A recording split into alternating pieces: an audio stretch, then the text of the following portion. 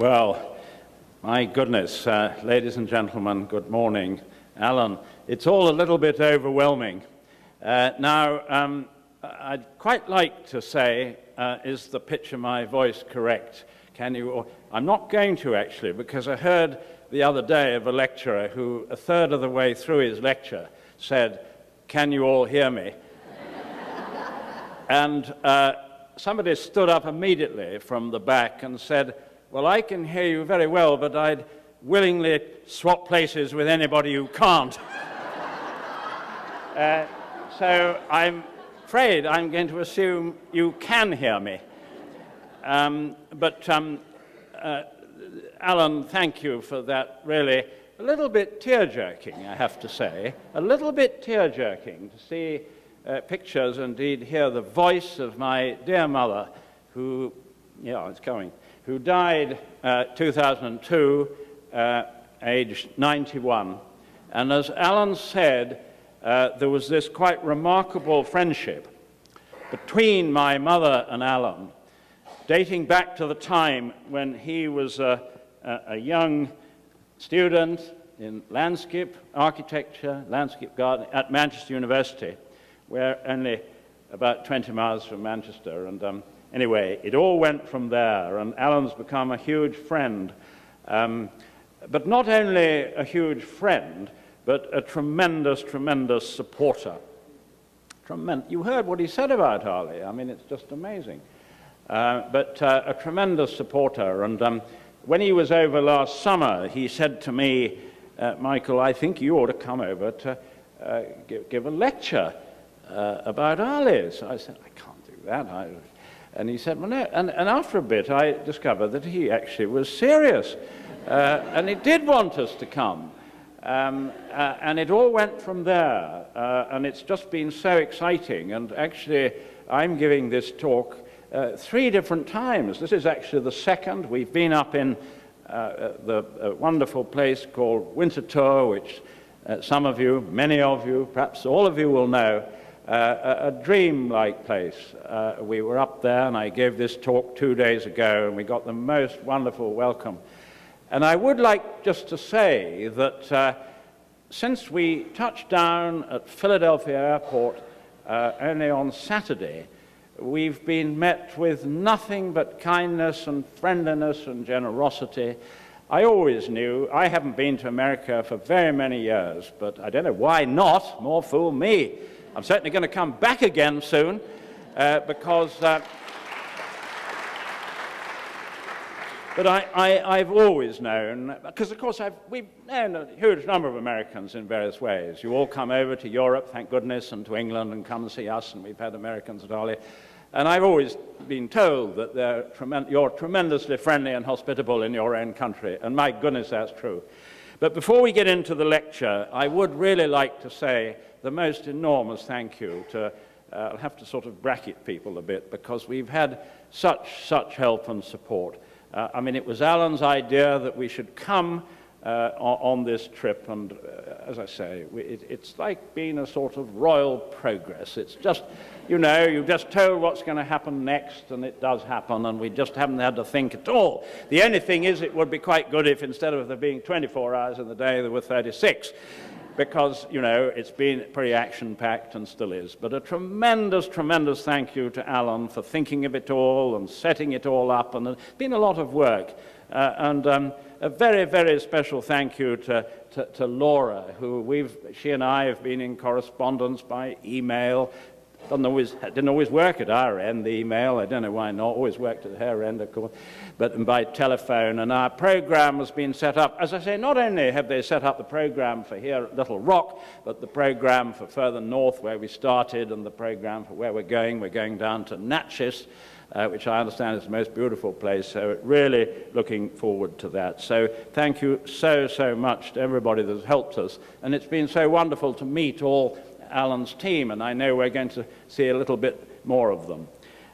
So it's absolutely wonderful to be here. Now, I think we'd better get started with the lecture. Now then, there we are. Well, Arlie Hall is as we know, it's in Cheshire. It's about 25 miles northeast of Chester.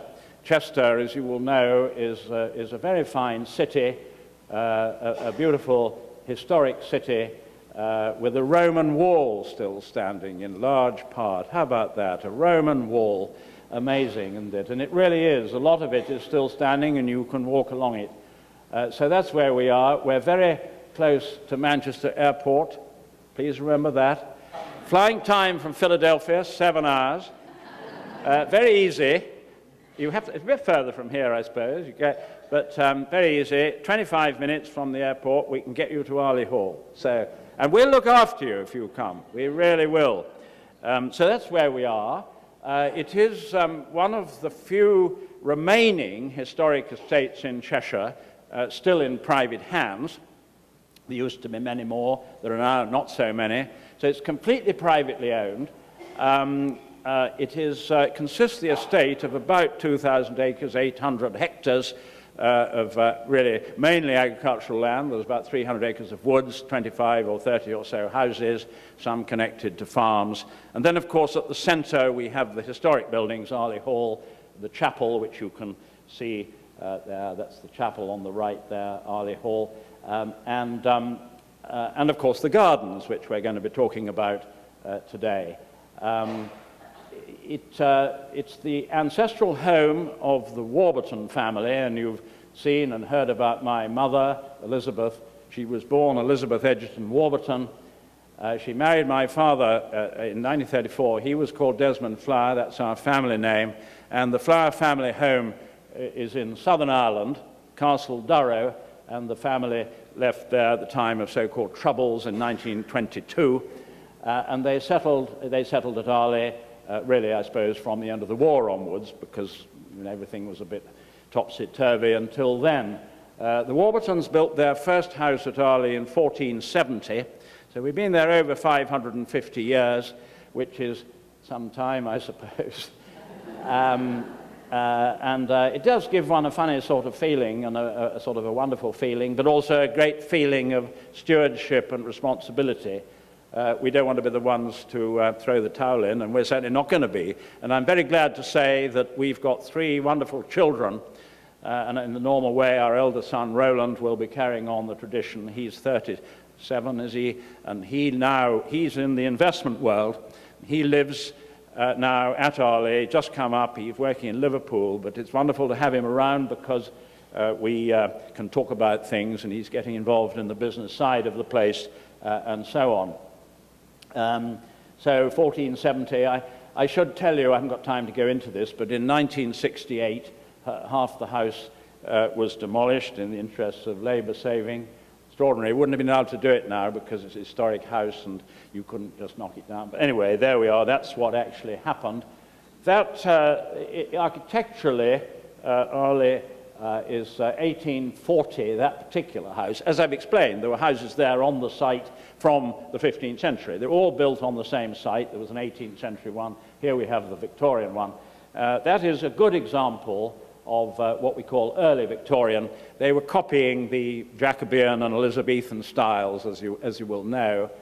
Pretty good copy. It's very, very sort of representational of the Elizabethan style, which is quite admired today. In my childhood, it wasn't so much, but it certainly is now. There we have a view of the another view of the house from the garden. We now are very much involved in functions and events, and of course the house and the garden are open to the visitors because it has to earn its keep, of course, as you'll understand. Zoe, my wife, and my family live in another house on the estate, on Arley Green. But it's important to say that we still, certainly we own, the family owns everything, and we very much control what happens there. I think the fact that we're privately owned does give it a certain je ne sais quoi, which you perhaps don't get in institutional places. Not that I'm in any way knocking those. There are some wonderful examples. But there's no doubt the visitors do remark on the personal touch which you get, and we have a great interrelationship with our visitors. So I think that's of interest. As I say, we're much involved in the tourism industry. The garden's open to the public.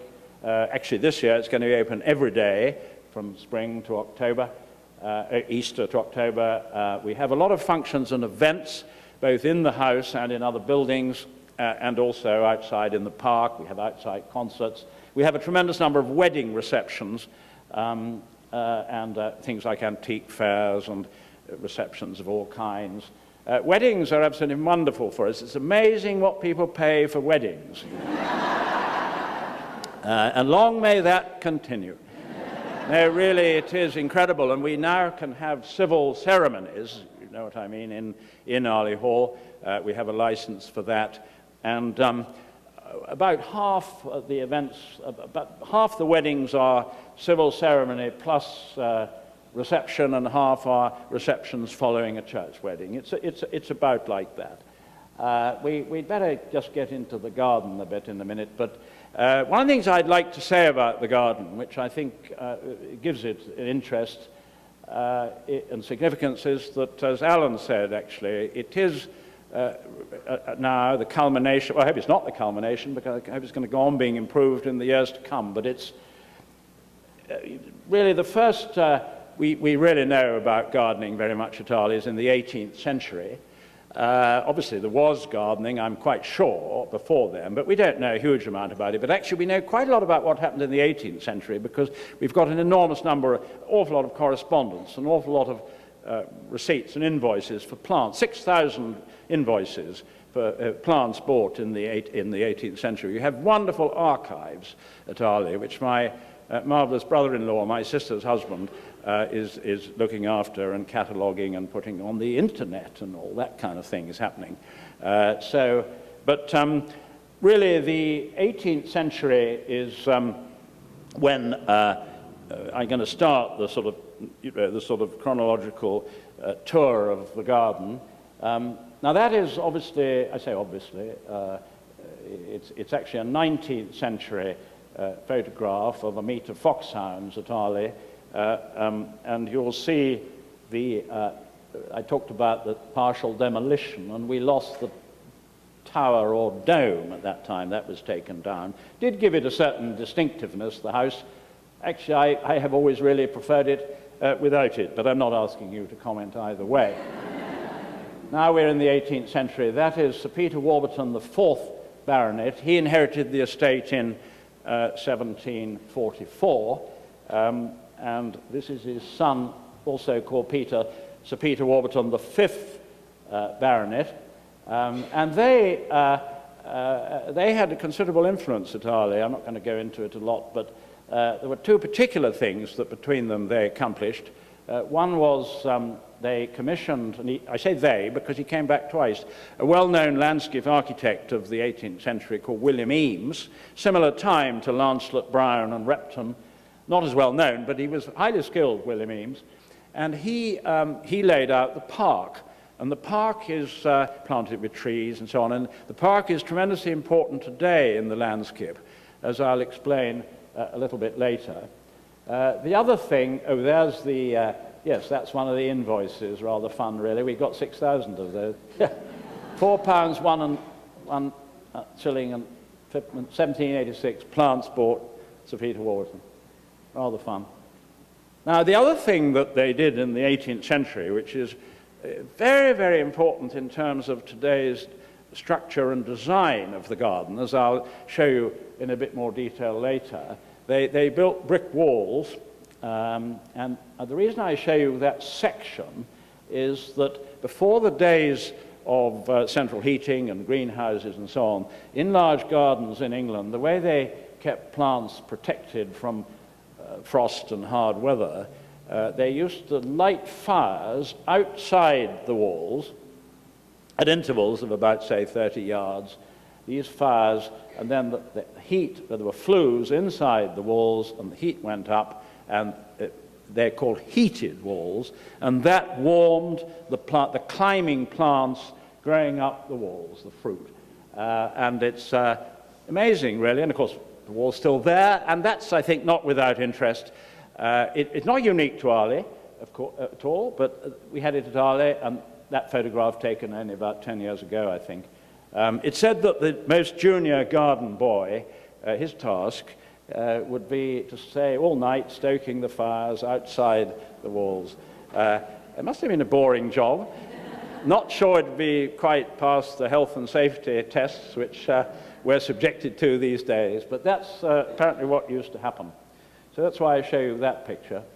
Now here's a remarkable gentleman. That is Roland Edgerton Warburton. Now he is my he was my great-great-grandfather, and he was a wonderful man of enormous talent and artistic flair and creativity. He's been described as the kind of best type of country squire. He was actually very good at writing poetry. He wrote a lot of poetry and rhymes, and a lot of this is dotted round Arley. We got 3 rhyming signposts. One of it goes, "Trespassers, this notice heed, onward you may not proceed, unless to Arley Hall you speed." And we've still got, and there are 2 or 3 others. And he wrote a very, very well-known volume called Hunting Songs. He was a great hunt person. There he is in his hunt dress, fox hunting, of course. They all did that then and still do to some extent now, people. But a very, very interesting and volume of hunting songs by Roland Edgerton Warburton. And you know, if first editions of those come up at Sotheby's or Christie's, they go for a bomb. I mean, it's very, very good. He was. And now he married a most charming and lovely lady called Mary Brooke, and that's her there. She came from another house in Cheshire called Norton Priory, which is still in very good heart. It's a private trust now, charitable trust. And Roland and Mary did an enormous amount at Arley. It's just absolutely amazing what they achieved. They built the present Arley Hall, as I've said. They built the private chapel, which is still have services in there once a month, evensong. They built a lot of houses on the estate and in neighboring villages. And in particular, for our purposes, they laid out the structure of the garden. So they achieved a huge amount. They had wonderful taste. They seemed to have endless money, which was absolutely amazing. They thought there ought to be a school at Arley, so they made a school, like you do. They thought there ought to be a chapel, so build a chapel, like you do. Wonderful, wonderful. Here we are. This is one of their first, the first I'm going to show you, feature.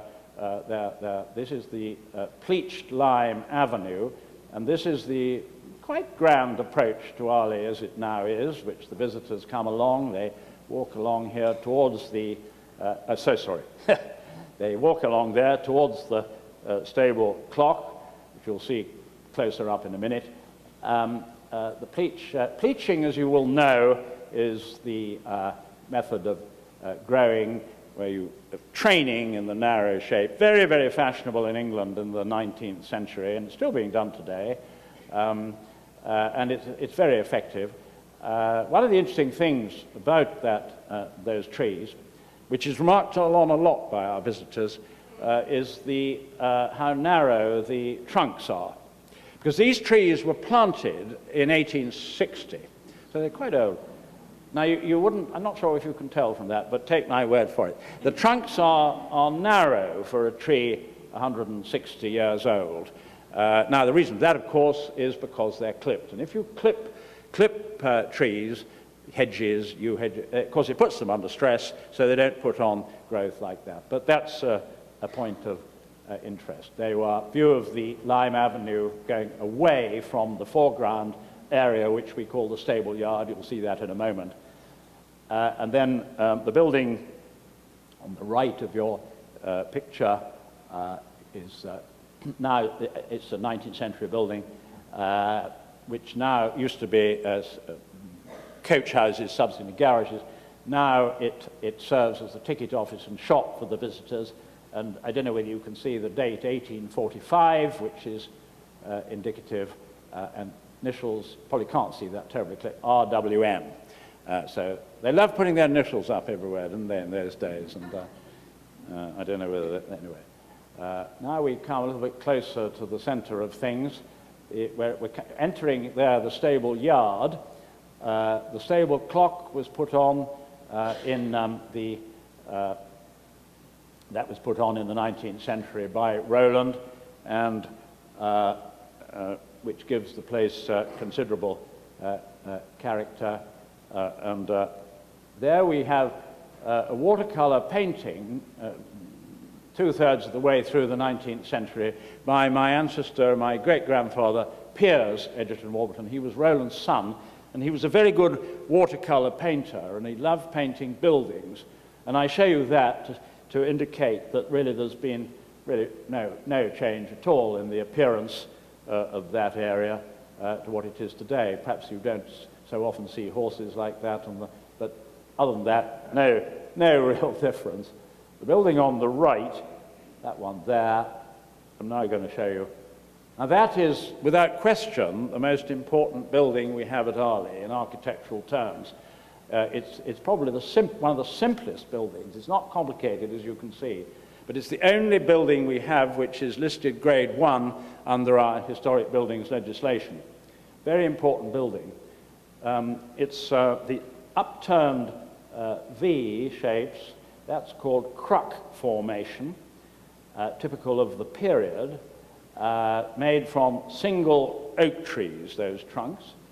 And it's amazing to me, and possibly to you, that, I mean, that was built 1470 time when the Warburtons came to Arley. Well, obviously, the trees at that stage must have been, what, a couple of 100 years old at least, more possibly. And there they are, they just shove them up. I don't think they treated them in any particular, and they're still in tip-top condition today. Amazing. I sometimes think today's builders could learn a thing or two, but there we are. That's the Ride, we call it, because it was a riding school in the 19th century. That's a very important team of young gentlemen, team of gardeners. Going from left to right, Dave, James, Mark, Douglas, and on the right, Gordon, the head gardener. A wonderful team. You can't have a garden without gardeners. We're very, very blessed, and they do a wonderful job. We have a lot of volunteers, incidentally, too. We're very, very fortunate.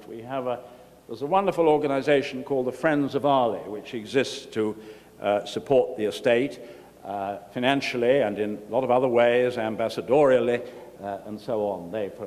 Right, here we are in the garden proper. We're on this path, the gravel path is called the Furlong Walk, because it's exactly 220 yards in length, and that is a creation of Roland and Mary. They put that down on the axis of what previously had been the approach to Arley Hall, the main approach road, and they made that and sort of incorporated it into the garden.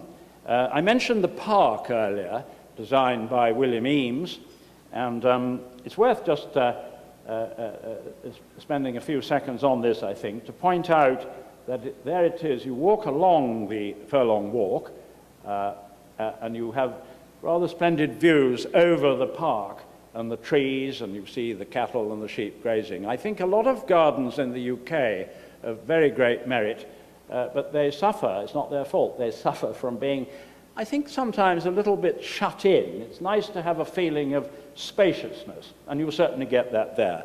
There are some fine trees in the park. One of the best is that one there. That's Quercus ceris, turkey oak, very fine tree, about 250 years old, branches splayed right down to ground level. Wonderful, sort of for children. There we get another view on the Furlong Walk in May. As you'll hear later, I'm a kind of rhodaholic. I love rhododendrons. Those are various hardy hybrids. Good splash of color in the month of May. And that's the winter. We've had, as you probably know, a couple of very, very hard winters in the UK recent years, which caused an awful lot of problems in an awful lot of areas. But by God, you've got some good photographs. There you go. There you go.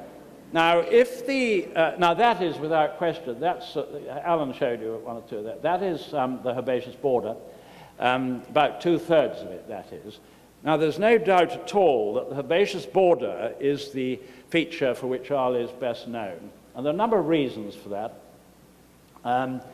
Instead of the herbaceous border, we keep it almost entirely to herbaceous perennials, very few shrubs, a few bulbs, and a few annuals, but really herbaceous, because that is kind of the tradition of it, and that's what we like to do. It comes into its own about the end of May or early June, and it goes on until October or the first frosts.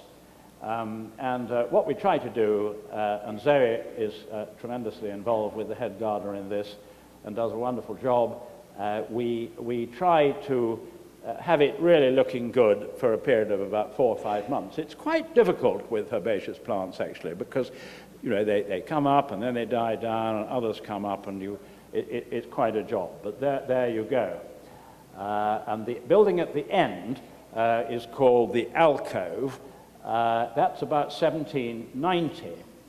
Now, this herbaceous border is shown on a plan, which I'll show you shortly, 1846.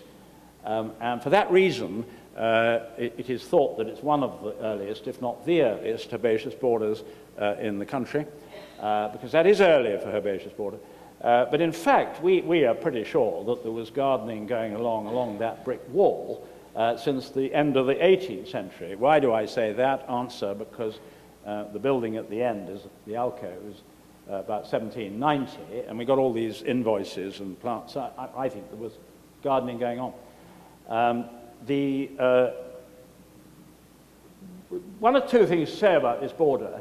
One is that it's got a lot of, it's quite wide or deep. It's about 15 meters from the yew hedge, which Roland planted in about 1850, and I told you earlier that the wall is 18th century. Now that's about 15 meters, which is quite wide, and that is good, I think, because it enables you to have more flexibility in arranging the sort of height levels and that kind of thing. An awful lot of herbaceous borders are beautiful. I think of one outstanding garden in Yorkshire, but it's rather long for its width. So there you are.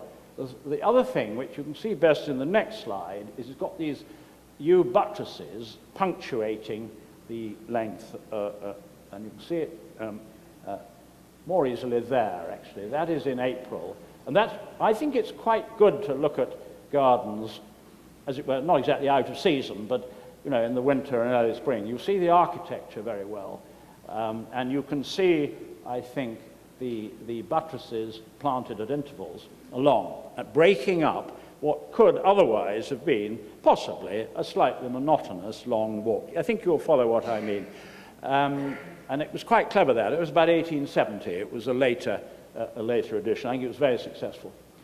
The other thing which is different now, well, I'll go to the next. No, well, that's the 1846 plan, and there you see the herbaceous border, the alcove at the end, and that's 1846, no buttresses, it was unrelieved. Now you have 4 rectangular beds on either side, punctuated by the buttresses.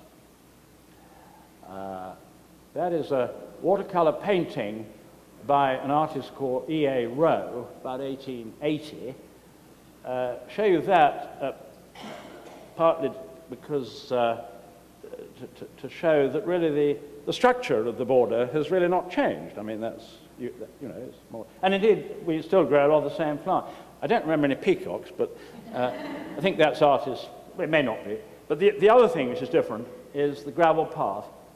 The gravel path which they had. And the story there, that's a photograph of the border with the gravel path. And I remember that very well because it was gravel until 1946. And my parents decided that they would do away with the gravel path and they would make a lawn, grass it down. And actually, interestingly, the reason they did that, honestly, it was labor saving. They thought it would save labor because you wouldn't have to weed killer the path, and there was a little bit less edging, because on that photograph, 1, 2, 3, 4 bits of edging. Now, of course, you only have 2 bits of edging. But of course, everybody said, and I remember this extremely well, of course, Everybody said it looks better, which I think it does. That's just a hand drawing by Roland of his idea of what the finials on the topiary should look like. And I think you'll agree they followed his wishes pretty accurately, really. One or two shots of the border in its various stages. That's end of May, early June. Nothing very much in flower except alliums. A few different kinds of alliums, which look very good, purple and mauve against the various greens. There we are. High summer, probably, delphinium time. One of my favorite periods. I think late June, that is. A bit later in the year, that's early September, late August, and that's a corner at that time also.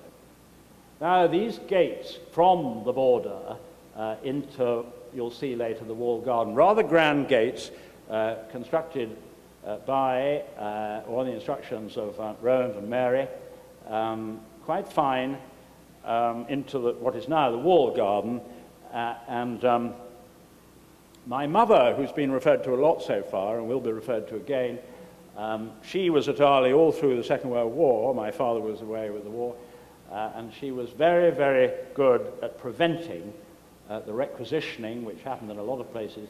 You see very elaborate ironwork, tracery. You can't see them, but there are initials up there, and rather beautiful. And in a lot of places, the government took all this ironwork, melted it down for the war effort. You can see why they did it, of course. But it was rather wonderful when they weren't able to do it, and my mother was very good at stopping them doing that. Really, and a lot of other things too at Arley. Other view, see the vista with the stable clock in the distance, and there, this is another view again. Now, if the herbaceous border is the feature at Arley for which we're best known, there's no doubt at all, in my opinion, that the most interesting feature at Arley is the one you're just about to see now. We're walking, this sweet little girl is walking away from it. It's not our granddaughter, and there it is. That is the Ilex Avenue. Now, it's a little bit of a misnomer because, as you will know, ilex, a botanical name for holly. They're not hollies. They're oaks, evergreen oaks, home oaks. Botanical name Quercus ilex, but we call it the Ilex Avenue. And it is a bit special, actually. Indeed, I believe it to be unique. I don't mean that home oaks are unique, and of course, there are a lot of those come from southern France and Mediterranean, but you don't often see clipped like that, and I've never heard or seen of them clipped into this shape, which is giant cylinders, about 30 feet high. There are 7 on either side of the central avenue, so either side. It's said that when they were well, in fact, we know when they were first planted, they were intended, and I'll show that in a moment, they were intended to be conical. I'll show you that in a moment. In the First World War, they got out of shape, and people decided that they should be cylindrical. And there's a rather amusing story attached to this, because my great-grandfather had a brother-in-law called James Bateman, who lived and gardened, you know about this, lived and gardened at an important garden now in the hands of the National Trust and in very good heart, called Biddulph Grange in Staffordshire. And the brothers-in-law were both very keen gardeners. They corresponded and talked about gardening and compared notes. And Roland said he was going to plant Quercus ilex, and James Bateman thought that was a bad idea. And this is a letter he wrote to him, you can't read it, but what it says is he advised against it. He said they won't make it, they won't stand the knife. That's the actual phrase in that letter. They won't stand the knife, meaning that you won't be able to clip them because you'll put them under stress and they won't like it.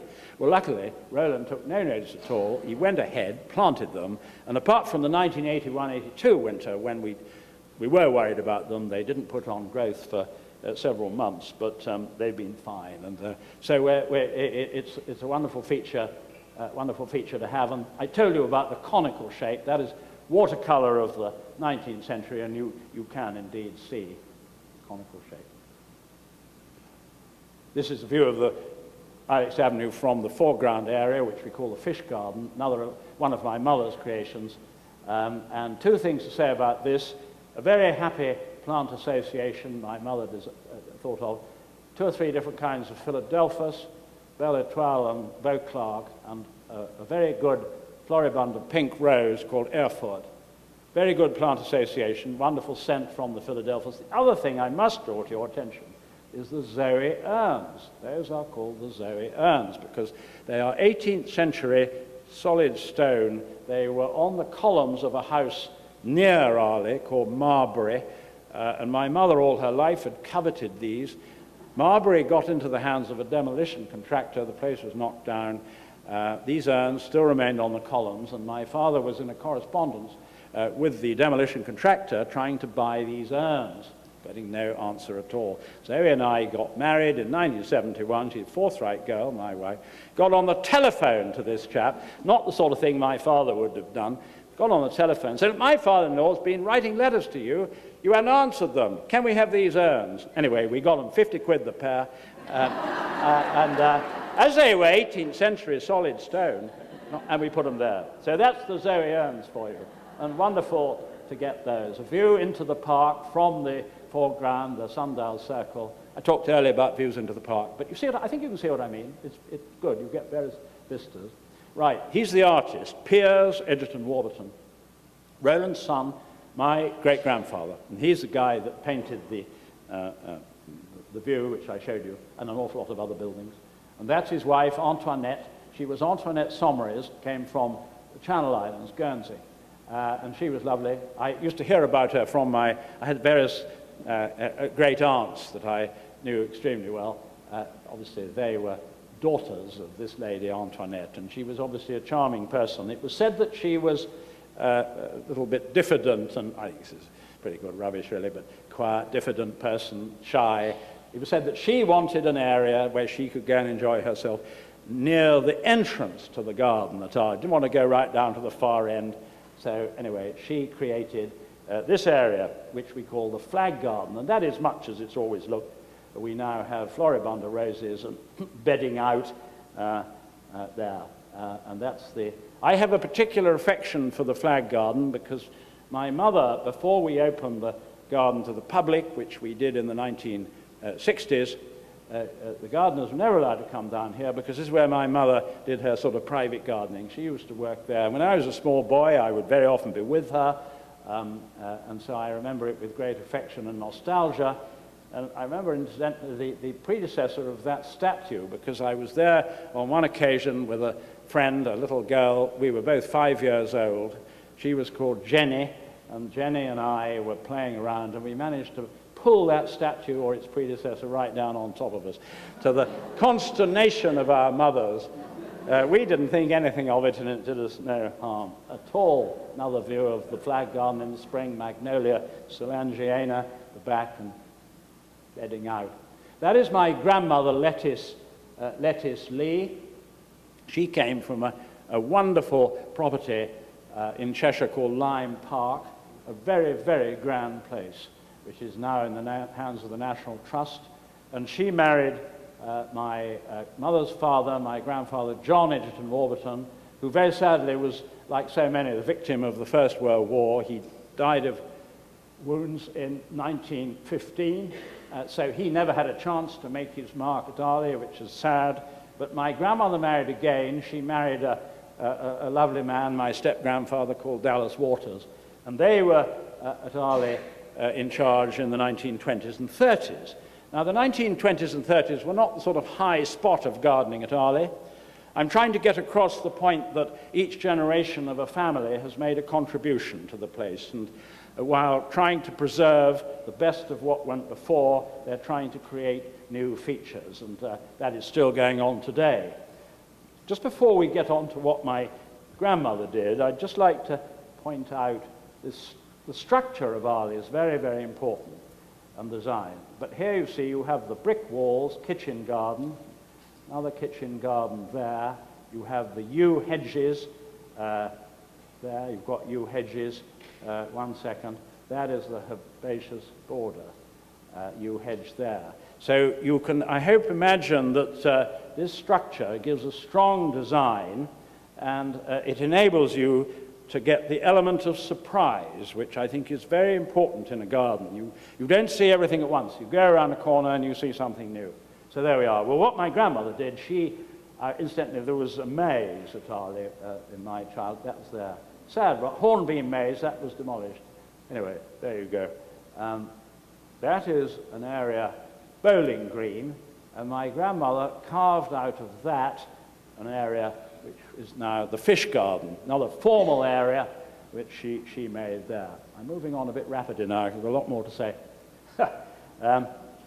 That's a seat at the end, rather nice ornamental seat. Very important to have a lot of seats in a garden. It's not only the elderly and infirm that like sitting down at all. People like taking the weight off their feet, and you want to have a few strategically positioned in nice, cozy corners where people can relax and do it. And there you go.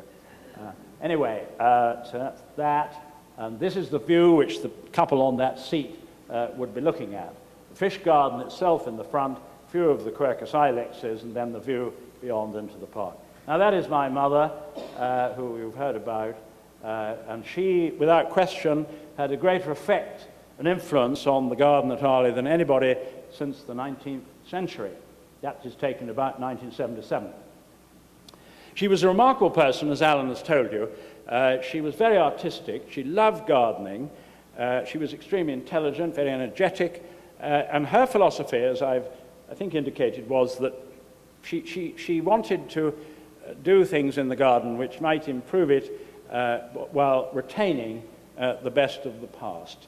And it's important to say that for about 10 years after the war, we had engaged in market gardening, all still the war effort, as it were, still going on, food production, but it wasn't terribly successful, and my parents didn't really enjoy it. And so they thought, well, we'll give it a go. We'll try and really make the garden once again ornamental. It had been well known 100 years before. It was Gertrude Jekyll wrote about it. It was in Country Life, the magazine, in 1904, so it was known as a garden, but my mother did great things in it, much supported by my father, who wasn't particularly a gardener, though he was a good farmer. He understood about how things grow, and he was an enormous support and encouragement, and there they are at their golden wedding in 1984. The first area that my mother tackled was the rose garden. Now that is a formal rose garden. Before her, I can remember it extremely well, of course. You've got topiary in the front, you've got in front of the tea cottage, can't see it really, but formal tea roses. Now my mother wasn't a great lover of tea roses in gardens. She saw the value for cut flowers with their wonderful scent and colour, but she didn't tremendously admire them in gardens. She thought they were a bit, I don't know what she thought, but she did. Anyway, what she did like, very much indeed, were the old-fashioned shrub roses, which Alan mentioned. She was very influenced by that wonderful gardener, Vita Sackville-West, who made a world-class garden at Sissinghurst in Kent, and also she was influenced by Graham Stuart Thomas, one of the really great horticulturalists, I would suggest, of our generation. And they had both made a huge study of shrub roses, and my mother completely fell in love with them. So she scrapped the formal rose area, and she created a collection of shrub roses.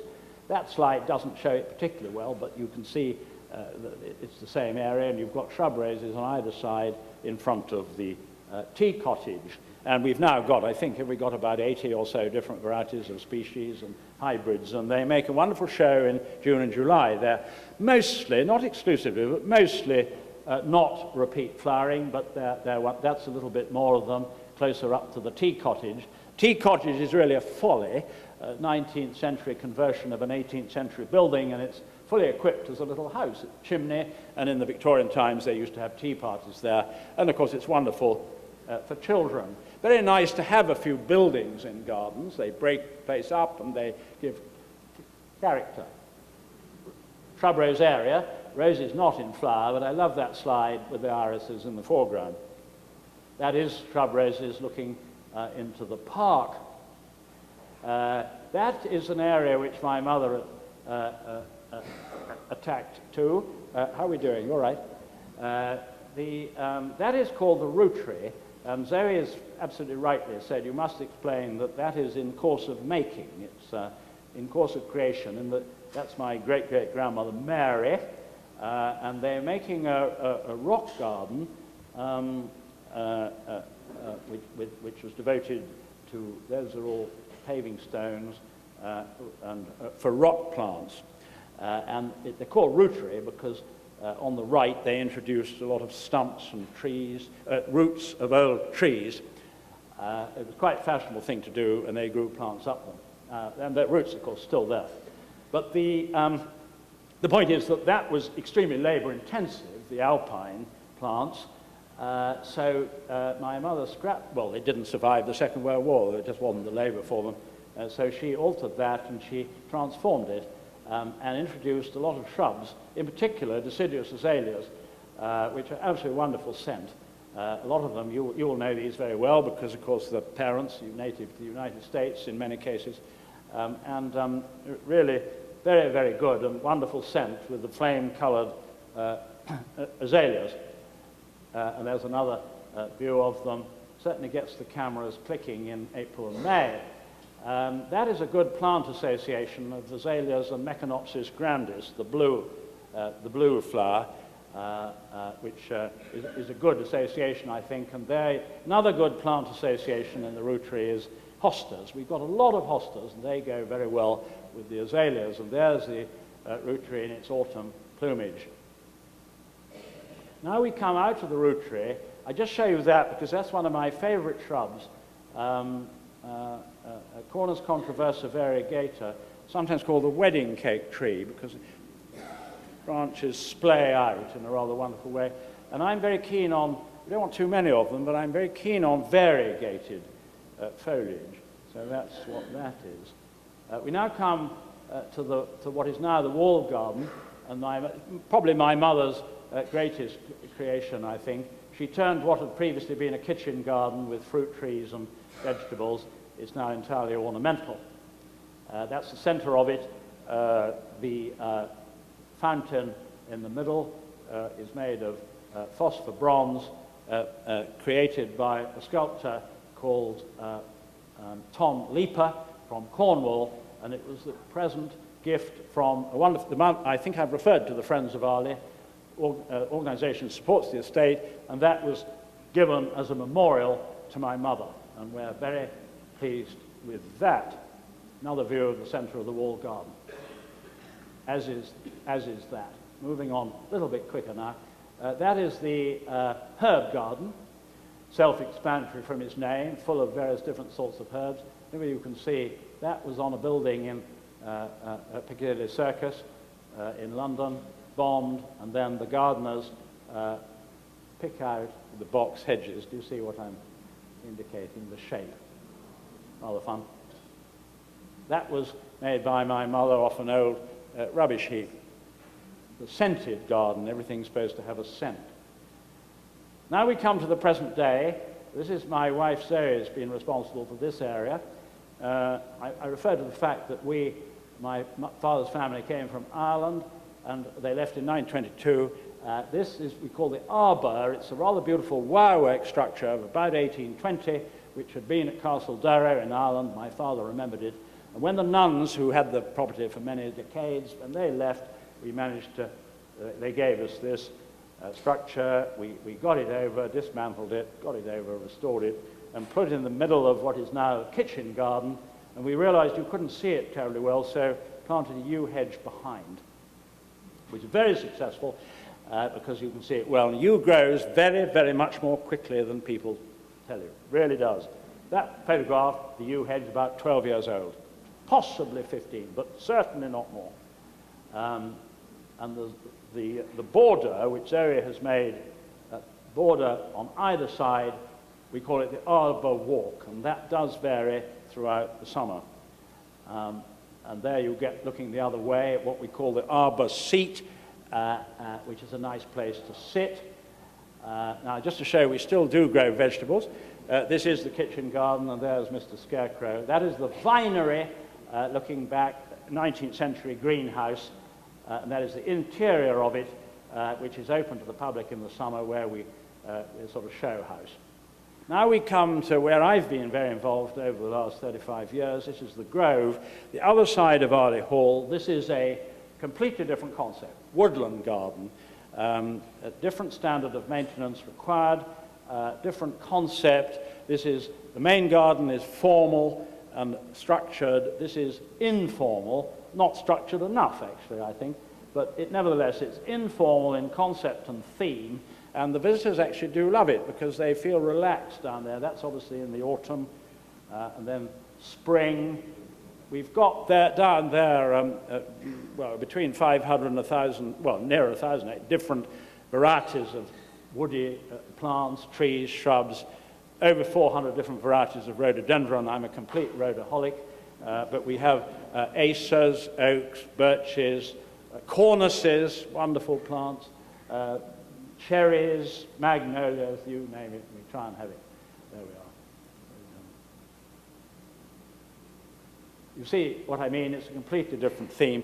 Now that is the most wonderful plant on the left. Don't know why it's not grown more, called Exocorda. Wonderful thing, Exocorda macrantha the bride, in flower for weeks. Oh, there we are. I'm rushing ahead now. Magnolia time. Sister Jane, you've already seen a photograph of her. She makes a very big contribution. She has made a wonderful garden in this area, which is, that's Arley Hall. This is what I've been looking at with you. And this is the East Garden, formal Victorian garden. And she's turned that is a view of Arley Hall from her garden. And that's what she's turned it into, aerial view. That's about 20 years' work. Look again at the yew hedges. Rapid growth. And that's that. Now, in the time which remains to me, I'm keeping a very careful watch on the clock. I just wanted to show you a few plants which I think make a particular impact at Arley, which are special favorites of mine. We start with a couple of climbers. That is a wonderful one. I don't know whether you have it, Alan. It's a wonderful one called Schizophragma hydrangioides. It's a member of the hydrangea family. That is a form called rosea. Beautiful thing, a little bit tender, but perfectly right up against the south-facing wall. And that is a very good plant. That is an abutilon milleri, parents native to Brazil. And that stays in flower for many weeks in the summer. Wonderful thing. Now my rhododendrons. Rhododendrons, ladies and gentlemen, I think is the most wonderful genus. Wonderful. I don't know of any other genus which has such variety, such a range. You get forest-sized trees. You get tiny little plants a few inches high. You get deciduous. You get evergreen. You get almost every color in the rainbow except a clear blue. So-called blue rhododendrons are really violet or lavender or purple. None the worse for that, but they're not a clear blue. But you get every other color there is. And I absolutely love them. Some of them are scented, most are not. Some are tender, most are not. That is a very good yellow called Damaris.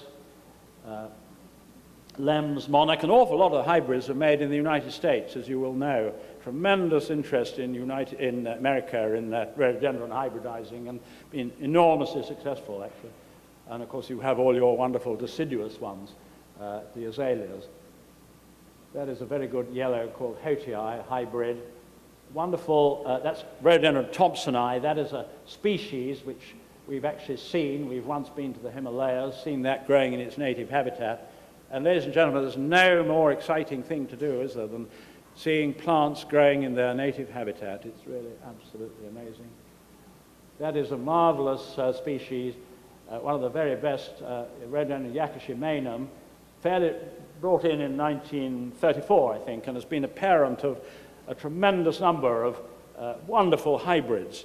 That is a beautiful thing on its own, but it's produced a tremendous number of hybrids which have the great value that they're very compact plants, so they're ideal for small, what I call small, normal-sized gardens. Augustinii, wonderful blue species from which has come a tremendous number of so-called blue hybrids. That is almost my most favorite of all.